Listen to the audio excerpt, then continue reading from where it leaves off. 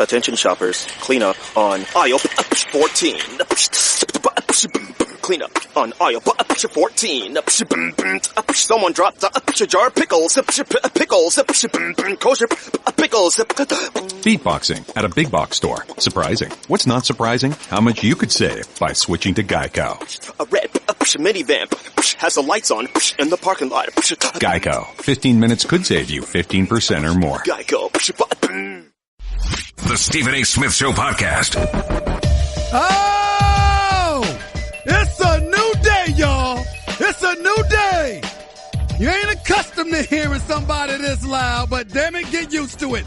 It's the new Stephen A. Smith Show coming at you nationwide over the airwaves of ESPN Radio. Check your local listings. I'm all over the country nationwide on free terrestrial radio, Sirius XM Channel 80 as well. You can't escape me. I'm sorry. I know you tried, but you can't pull it off. The number to call up as always is 888-729-3776. Once again, that's 888-729-3776. Want to start off the show giving major props to the honchos at ESPN Radio, mainly my man Terrell Keller and the rest of the crew, looking out for me, having faith in me, taking a risk by extending me nationwide. I tried to warn him. I said, boss, are you sure you want to do this? I'm just not sure. Are you sure? He said, yes, we're sure. So I'm in over 250 markets throughout the United States of America. You can catch me on an AM or FM signal near you, plus Sirius XM. Buckle up. Here I come. And oh, by the way, don't get me wrong. There will be guests on the show. There will be A-listers on the show and all of that other stuff. But I want you to know that it's begrudgingly, because when you tune in for 2 hours of Stephen A., I want to give you 2 hours of me. I don't like sharing the airways. I ain't gonna lie to you. I don't like it. I know the bosses want me with guests all the time. Look, I like it to be about me. You're tuning in to listen to me. I want you to know from 1 to 3 Eastern time, 10 to noon Pacific Coast time, and beyond at the bottom, I want you to hear me. Okay? Guests take away from me. So understand, when you have a guest, it's because they made me. I just want to make sure y'all know that. Got a whole bunch of topics to get into, obviously. NFL coaching carousel. Some guys lost their job, obviously. John Gruden's in the news, our colleague here at ESPN, because the Oakland Raiders are very, very interested in him. But the number one story to talk about is the National Championship semifinal playoffs. Because, and guess what? You know how I'm always saying roll tide. Roll tide. That's not the story today. That game between Oklahoma and Georgia was spectacular. To some of y'all's eyes. To me, I was very, very annoyed. I'm going to be the first to admit I was very, very annoyed. I don't care what anybody says. How in the good Lord's name do you give up more than 9 yards a carry as a defense? I know Nick Chubb and Sony Michel they are no joke. I get that, but 326 yards? I mean, touchdown runs of 50, 48, twice, 75. I mean, Lord, the defense. I mean, are you kidding me? Are you kidding me? I mean, listen, coach, look, I mean, come on now. You got to do better than that. I mean, have you guys taken a moment to really reflect on what transpired last night? 75-yard touchdown run by Sony Michel just a minute into the second quarter. All right? I mean, think about it. A 50-yard run by Chubb. Another 38-yard run by Sony Michel. I mean, come on now. And then to give up a 27-yard touchdown run in overtime? I mean, the field goal gets blocked by Georgia. Oklahoma only needs a field goal. And before they had an opportunity to pass gas, they give up a 27-yard touchdown run. I mean, really? Really? So a lot of y'all are going to be excited about it because, again, we're looking at a situation where it's all SEC. It's Alabama versus Georgia. I don't have a problem with that. Some people look at it and they say the West Coast, they ain't going to watch. Look, if you love college football, the two best teams in the nation are playing. It'll be on ESPN. It's the national championship on the line. And then guess what? I'm going to show up. I'm going to actually show up for the national. I'm showing up to the ATL. I can't miss this. Now, I'm all about roll tide. And I lost faith in Georgia. In all honesty, I lost total faith in them. When they turned around and they lost to Auburn. when they were the number one ranked team in the nation and Auburn spanked them. But they made amends in the SEC championship game by returning the favor. They made amends. And I get that. And this same Georgia team that everybody's loving right now, okay, the same Georgia team that everybody's looking at, and they're looking at this duo, this dynamic duo that, by the way, rushed for over 8,000 yards in their career, which is an all-time duo record. We get all of that. But here's the reality. You gave up 48 points. I mean, you gave up 48 points in a national semifinal playoff game. I mean, 48 points. And now you look at it, you got this kid Bellamy, this defensive player for Georgia, screaming at Baker Mayfield, the reigning Heisman Trophy winner, talking about be humble, be humble, be humble. Well, he scored 48 points. Is that really the moment to be yelling at Baker Mayfield, telling him to be humble? I wouldn't need to be humble if I dropped 48 points. It ain't my fault we lost. That's how I'd be looking at it. As a quarterback who's the Heisman Trophy winner, who, by the way, has completed over 70% of his passes for the second consecutive season, who has thrown 83 touchdowns and just 14 interceptions in the last 2 seasons. I'm just saying, should Baker Mayfield be a little humble? Sure. But somebody on Georgia's defense ain't the person to tell me that. That's how I would look at it. And so when I look at it from that perspective, I think it's important to note that. Pay attention to it and recognize that Baker Mayfield is a stud. Now, somewhere along the line, we've got to ask ourselves this question. If you got a top 5 pick, are you spending it on Baker Mayfield in the NFL draft? I don't think most people would. I wouldn't. I wouldn't make him top 5. 5 to 10, possibly. Definitely anything 10 past. But a top 5 pick in the NFL draft, where I'm going to take him. Will he help Cleveland? Cleveland needs our prayers. They need more than make a Baker Mayfield. They need prayer. And more than on a Sunday afternoon or a Sunday morning. So we got that issue. All right. Giants, depends on who your coach is. And oh, by the way, if you get Josh McDaniels to come over as the offensive coordinator from New England to being the head coach for the New York Giants, I'm not sure that Josh McDaniels has the most pristine record. He did want Tim Tebow, my friend, Tim Tebow, who I love dearly, but never believed to be a quarterback. Great football player, but an NFL quarterback now. Okay? So who else do we got? I got to look at all of those things, but I digress. Point that I'm trying to make is Baker Mayfield is a stud. He has proven it on a collegiate level. He deserves to be a first-round pick. Anywhere from 10 and beyond is fine with me.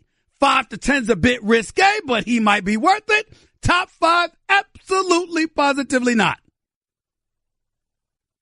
If you disagree, feel free to call up, but it'll be at your own peril. 888-729-3776. That's 888-729-3776. 888-SAY-ESPN. That is the number to call. One other important point that I have to get to. And by the way, just so y'all know, because I can be relatively transparent at moments, I got the big boss watching me. Okay? So when you got the big boss watching you, you gotta be careful about the things that you say. All right? You gotta be careful. But I also need to be honest. And I need to be transparent because you need to know that when you listen to the Stephen A. Smith Show, that's exactly who you're getting. You're getting Stephen A. So I'm going to say stuff on the air that I would say to folks' face. Which brings me to John Gruden.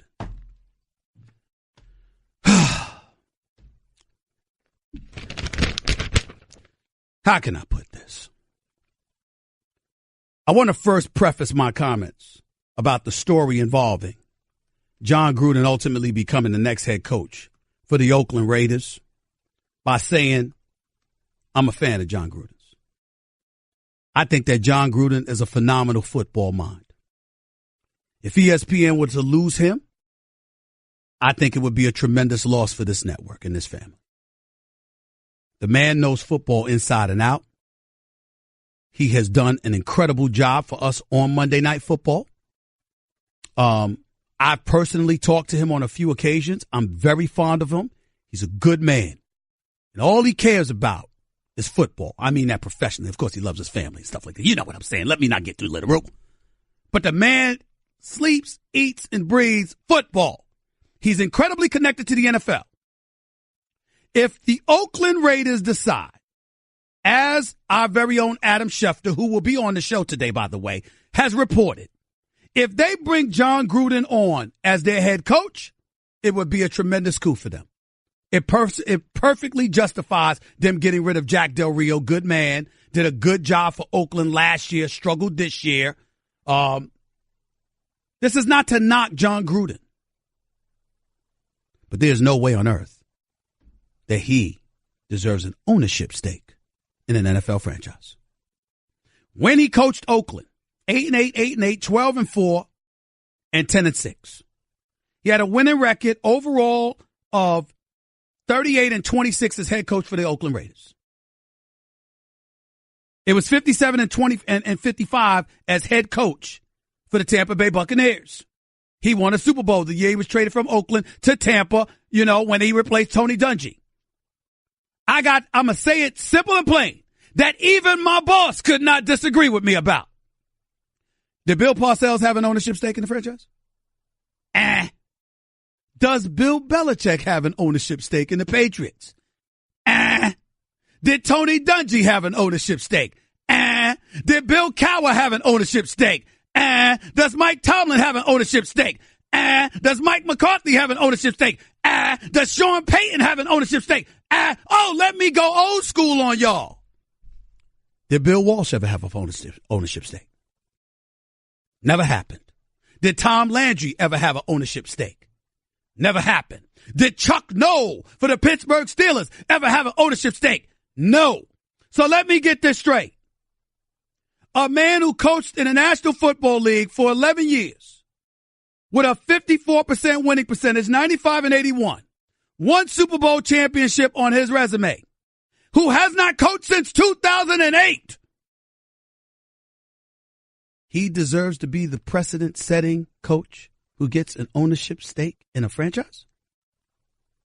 Have y'all lost your minds? Have y'all lost your minds? 888-729-3776. That's 888-SAY-ESPN. This is the new Stephen A. Smith Show coming at you nationwide. Check your local listings. Plus 250 markets over the country.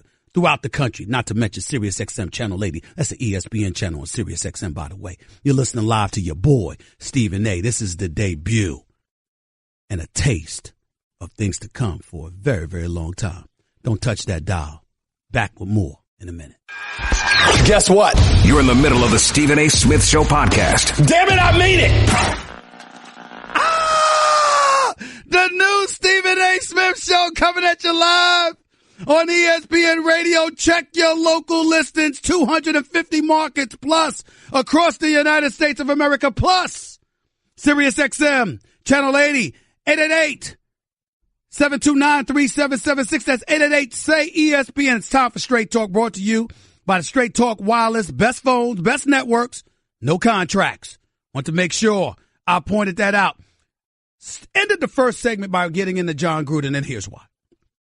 Ladies and gentlemen, just introducing myself to some of those national markets out there. I'm not anti-anything. I swear to you I'm not. But I'm pro-fairness. As an African-American, you'll see me point out the paucity of opportunities for African-Americans, but you'll also hear me tell you when somebody's doing something wrong and somebody deserves what's coming to them. I might sit up there and I might have a problem with the fact that John Gruden, they're actually talking about an ownership stake, because that's not something that's going to happen for an African-American. Particularly you're a head coach that won just 54% of your games and you have one Super Bowl title. If that's the case, excuse me, how come Mike Tomlin doesn't have a Super Bowl, ownership stake in the Pittsburgh Steelers? He's got a Super Bowl title. Why not? I mean, is it not fair for me to look at that? But the same dude that'll point that out, that'll point out that Vance Joseph for the Denver Broncos deserves to keep his job because one season should not define him, particularly when he can't find a quarterback to save his life.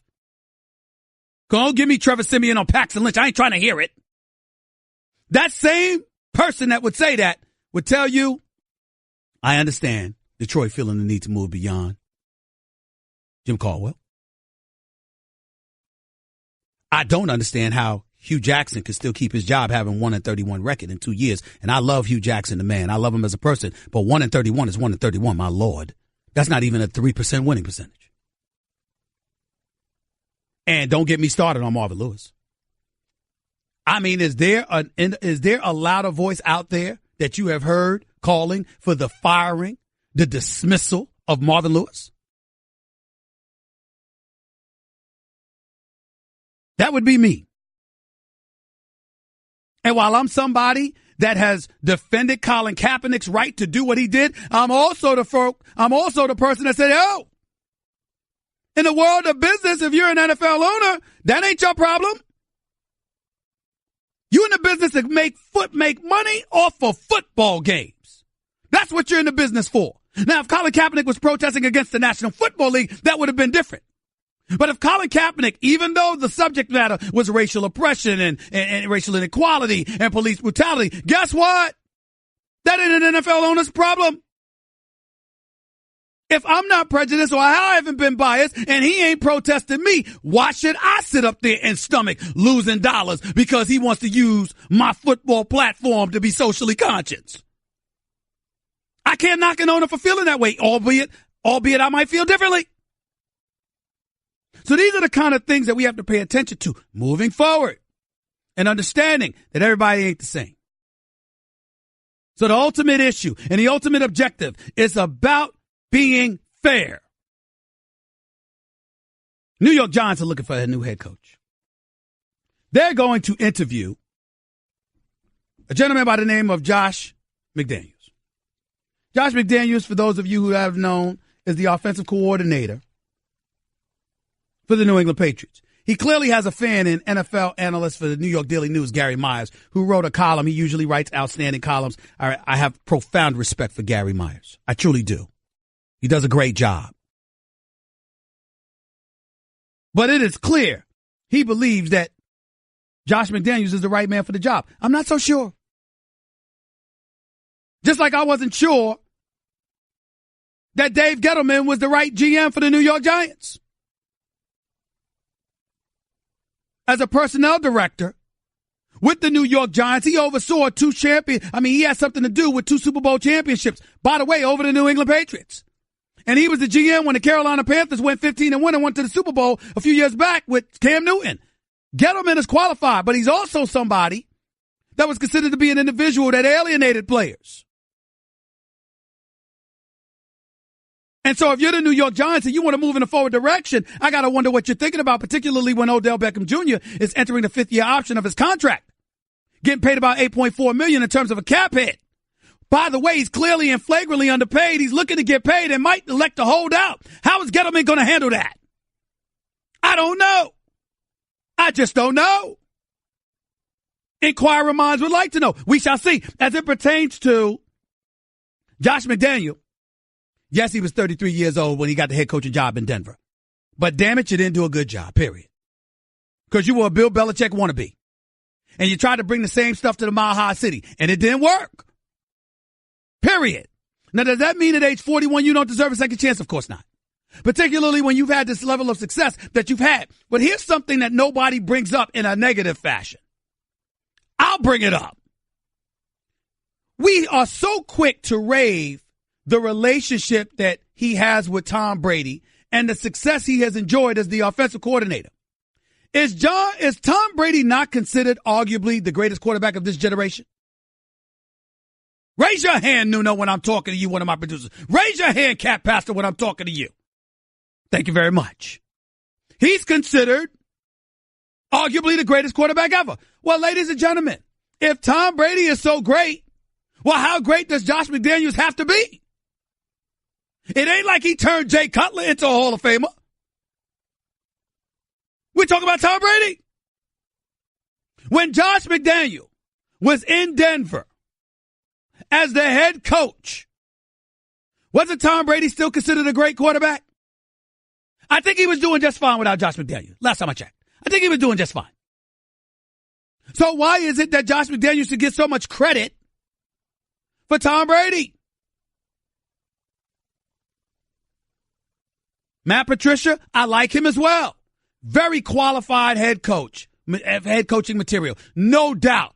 But I recall us lamenting the state of affairs as it exists with New England's defense over the past couple of years, A. And B, last time I checked, what was Bill Belichick's job before he became the head coach? I believe he was the defensive coordinator. I believe he was considered one of the greatest defensive coordinators the game has ever seen. So doesn't it stand to reason that Bill Belichick might have his fingerprints on the Patriots defense? So then again, how much credit would Patricia deserve? All I'm saying is these are safe questions to ask. as opposed to assuming that just because the Patriots are successful, that must mean they're great. But that's just me. 888-729-3776. That's 888-729-SAY-ESPN. Straight Talk Wireless, nationwide coverage on America's largest and most dependable 4G LTE networks. I'll get back to your calls, or I'll get to your calls in just a minute. After all, I'm nationwide now. I got calls coming in from everywhere. Yeah, I mean everywhere. And I'm looking forward to talking to everybody because I love communicating with my callers. I like communicating with my callers more than I talk to guests, except for when the guests are elite guests. And I got one coming up next. The National Championship Semifinals took place last night. And as a result of those outcomes, Georgia beating Oklahoma, Alabama beating Clemson, we have an all SEC National Championship game coming up Monday night.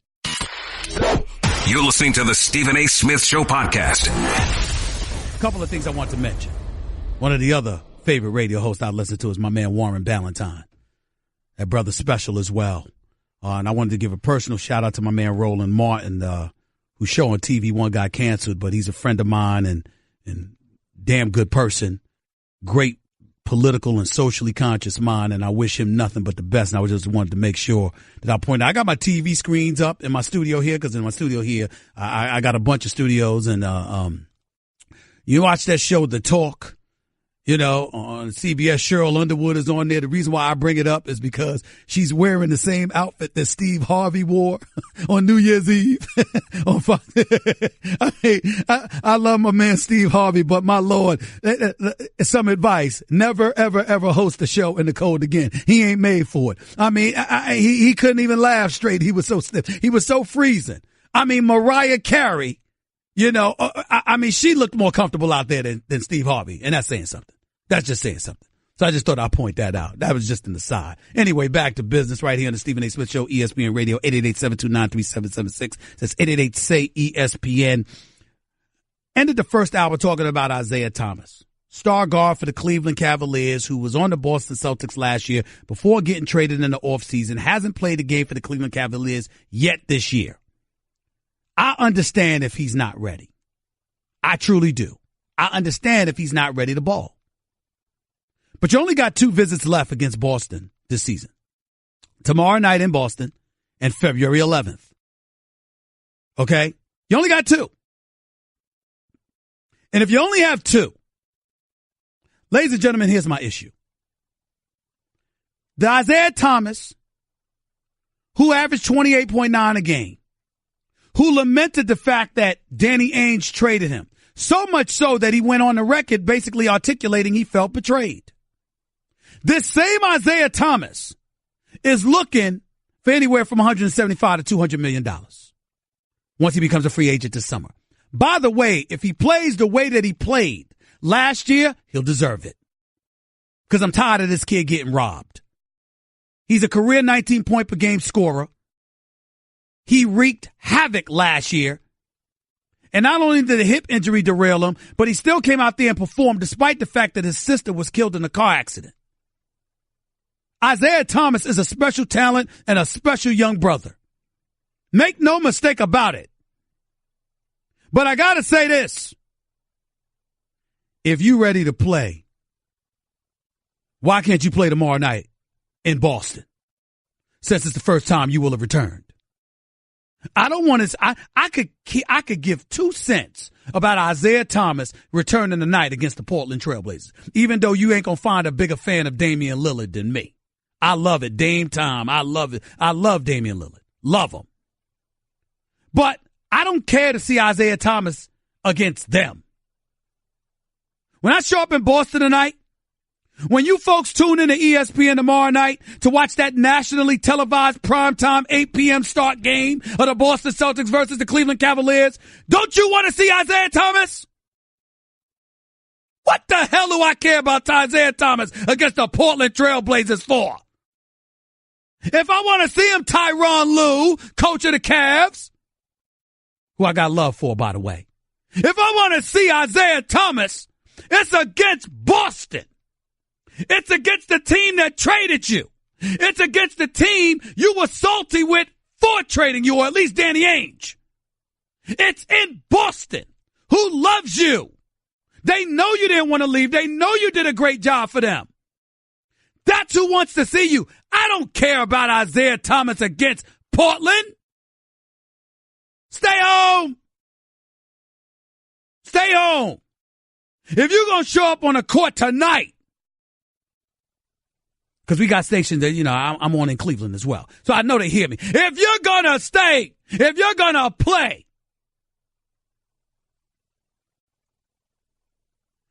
tonight, how come you can't play tomorrow night?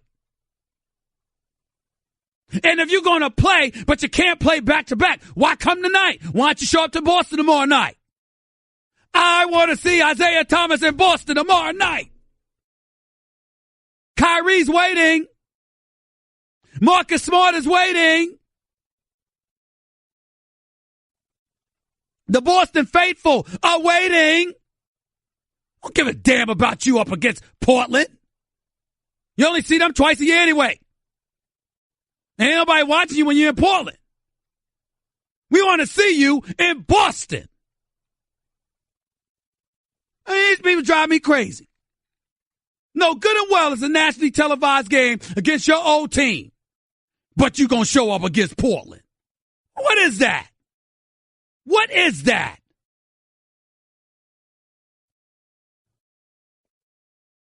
Say ESPN's the number to call. It's 888-729-3776. Let's get back to these calls, which primarily are about football, by the way. Live with Stephen A. on ESPN Radio. Let's go to Corey in Michigan. You're live with Stephen A. What's up, Corey? How are you? I'm doing good, man, and thank you to ESPN for finally getting their stuff together and getting you on the afternoon, brother. Appreciate it, man. Thank you so much. Go ahead, buddy. All right, listen, Jim Caldwell, Detroit, man, it's such a mess. Got the passing game, no running game. What coach can we bring in? Say Matt Patricia's been talked about here in Northern Michigan. Who can we bring in, man? You know what? Getting rid of ownership. I got to tell you something right now. First of all, you ain't going to get rid of ownership. You know that. But secondly, and more importantly, you know where I lost. Let me tell you something right now. I take no pleasure in seeing anybody get fired. Let me be very, very clear about that. But you know when I lost all faith in Mr. Caldwell? When you lost to Cincinnati. You're 8-6. You're battling with Dallas, Atlanta, and Seattle for a playoff spot. Game 15, week 16 of the NFL season, Christmas Eve, you lose to the Cincinnati Bengals and get eliminated from the playoffs. The Cincinnati Bengals. Yep. Now, some would argue, well, Stephen A., if you feel that way about Caldwell, why don't you feel that way about John Harbaugh? Maybe I do. Baltimore Ravens haven't made the playoffs the last 3 years, 4 of the last 5 years. I understand Mr. Harbaugh is a Super Bowl champion, but damn, how much latitude do you get? You missed the playoffs 4 times in the last 5 years. It might be time for a change. And I like John Harbaugh, and I love me some Ozzie Newsome, but it might be time. They lost that on the last play. Otherwise, Baltimore would have been in the playoffs instead of Buffalo. But you can't lose that game. You can't lose that game the way they did to Andy Dalton in Cincinnati, giving up a 49-yard touchdown pass in the waning seconds. And you in single coverage. No zone, no double team whatsoever. But as it pertains to Caldwell, here's the issue. And here's what I would say to you, Corey. Caldwell, even though I understand why he had to go, he ain't the biggest problem. You know what the biggest problem is? Matthew Stafford. You know why I bring him up? Even though he's a stud, he can play. He threw for over 4,400 yards this year, 29 touchdowns, just 10 interceptions, had a quarterback rating of 99. His QBR was only 61. But do you know why I bring up Matt Stafford, Corey? Because he's the highest paid player in the NFL. You are the highest paid player in the NFL. You're the player's version of Marvin Lewis. You still don't have a playoff victory. When do we look at our quarterback? Guess what? You're in the middle of the Stephen A. Smith Show podcast. Damn it, I mean it! When I went home last night, you wouldn't make love to me. You went fast asleep. See, that's old school stuff right there. You don't hear that on ESPN radio too often, but you will now. Stephen A. Smith Show. Nationwide, 250-plus markets across the United States of America. Your AM, FM signal near you. Check it out. Plus, Sirius XM, ESPN Radio Channel 80. The ESPN Radio is presented by Progressive Insurance with more than 30 unique coverage options available. Progressive knows small business. Learn more at progressivecommercial.com. To the phones we go, or back to the phones we go at 888-729-3776. That's 888-SAY-ESPN. 888-729-3776. Back to the phones we go. Peter in Garden City, New York. Talk to me, man. How are you? Good luck, Stephen A. What I like about you is you're decisive and direct, and that's what the Giants need. Okay. Eli Manning, numbers are down. It's time to go. You can't be letting him off easy, letting him out the way he wants to go. You got to get rid of him. You got to get picks. You got to get money. Whoa. Here's the question. I have no problem with saying that you have to move beyond Eli Manning. He hasn't missed a game up until Ben McAdoo and the Giants organization decided to demote him for a game. He hadn't missed a start in 13 years minimum. So I guess my question to you, we look at Eli Manning this year, 19 touchdowns, 13 interceptions, nothing extravagant, 3,400 yards passing, only completed 61.5% of his passes. The Giants obviously were atrocious. They finished the season 3-13. 3-12 under his watch. My question to you would be something very, very down to earth and to the point here. You lose Eli Manning, where do you go? You got to get a quarterback in the draft. But that doesn't mean you have to play him game one, does it? It doesn't. But this team is rebuilding, and if they need somebody to tell them that, they can't be in two places at the same time. This organization has problems, big problems. Odell Beckham, the biggest problem. They need to show up at this draft with 15 number one jerseys. Let me say this. Let me interrupt you for a second here, Peter. Is Odell Beckham Jr. really a problem? I mean, don't get me wrong. We got to reel him in. He's got to calm down a little bit. He's got to focus a bit more, whatever. But outside of injuries, okay, the only thing he really did flagrantly wrong was go to South Beach to party the week that they had a playoff game, and they ultimately lost in Green Bay last season because he was dropping passes, in part because he was dropping passes. That's not good. I understand that. But Odell Beckham Jr., for the most part, does he not ball?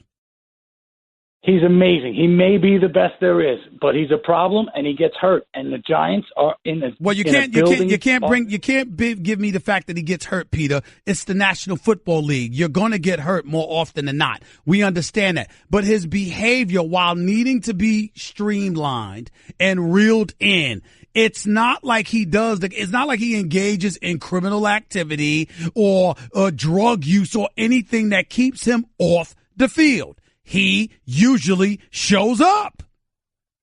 Name me a person, a player in this league who has been a behavioral problem who has turned it around.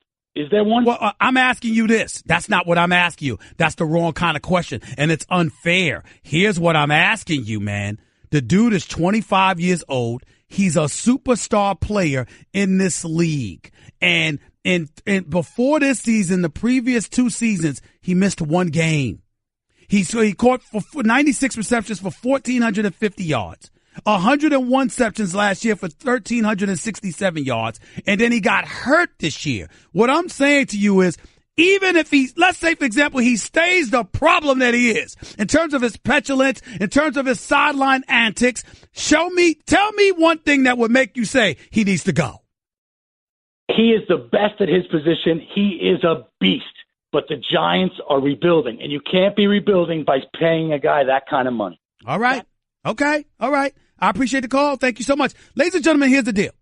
You're not going to get me to sit up there and say that Odell Beckham Jr. doesn't need to modify his behavior. I know that's the truth.